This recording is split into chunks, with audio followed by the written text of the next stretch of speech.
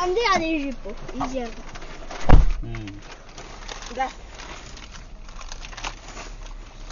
எனக்கு போட்டுட்டாயா? 2 பேருக்கு தான்.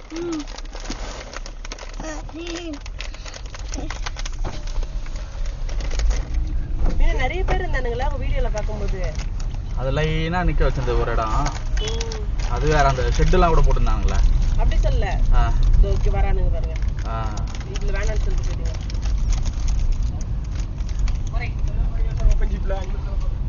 ஓபன் ஜீப்லையா?